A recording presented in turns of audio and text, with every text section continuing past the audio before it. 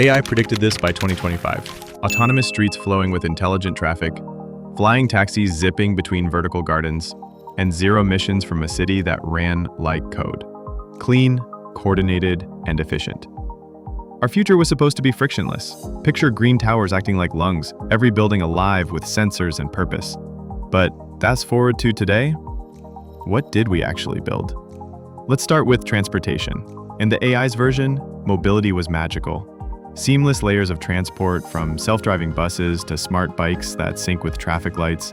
Cars, buses, bikes, drones, all speaking one digital language, optimizing movement in real time. The morning commute, a relic of the past. Instead, we still spend hours stuck in 8 a.m. gridlock, tapping our steering wheels in frustration. Self-driving cars are in beta, if they're anywhere at all.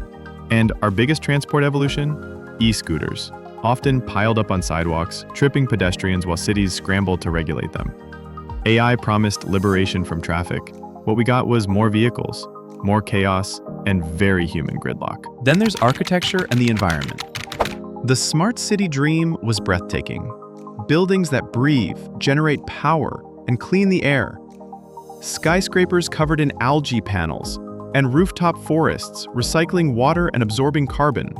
Cities were supposed to be living ecosystems, where every structure contributed to a healthier planet. But take a look around. Most urban skylines are still concrete and glass, retrofitted with AC units gulping electricity. Green architecture? A niche luxury or an unfinished pilot. Climate goals keep getting pushed, from 2025 to 2030, now 2040. Smart design became a PowerPoint promise, not a citywide reality. Sustainability was supposed to be systemic, not decorative. Instead of ecosystems, we've got infrastructure gaps and rising urban heat. Energy and connectivity were meant to be the lifeblood of the smart city. AI envisioned decentralized energy grids, solar rooftops talking to wind farms, buildings trading power wirelessly. Clean, constant, connected. Need to charge? The city would already know. The result was supposed to be resilience. No blackouts, no emissions, just seamless supply. But in practice, we still battle overburdened power grids, aging cables, and the stress of racing to find a charger before your EV dies in a parking lot. Renewable energy is growing, yes, but it's uneven and slow. AI thought we'd have energy abundance by now. Instead, we're managing scarcity. Connectivity? It varies block to block. Dead zones persist. 5G rollout is patchy. The dream of a real-time city where devices, infrastructure, and people operate in sync is still more pitch deck than daily experience. Now let's talk about the AI layer itself, how it imagined citizen life. In theory, smart cities were supposed to be personal.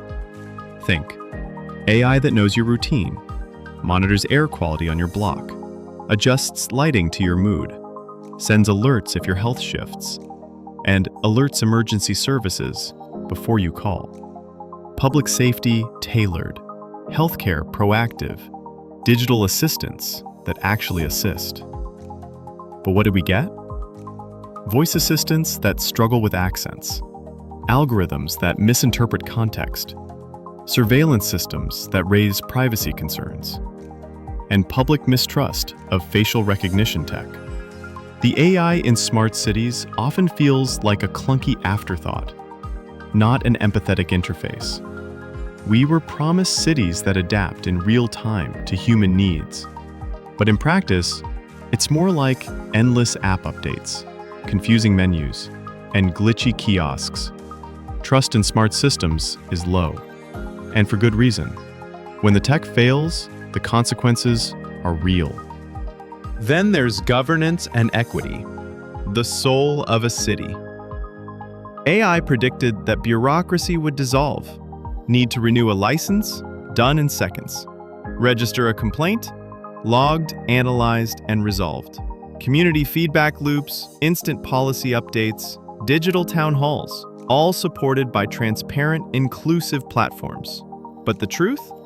In many places, you're still waiting hours at the DMV or navigating buggy government portals. The digital divide is very real. Smart upgrades often skip the poorest neighborhoods, reinforcing, not reducing, inequality. Instead of empowering citizens, tech sometimes displaces them. Sensors don't solve homelessness. Apps don't build trust. The promise of smart governance was democratic and data-driven. The result often feels top-down, fragmented, and out of touch. So, what happened? The smart city wasn't just a sci-fi fantasy.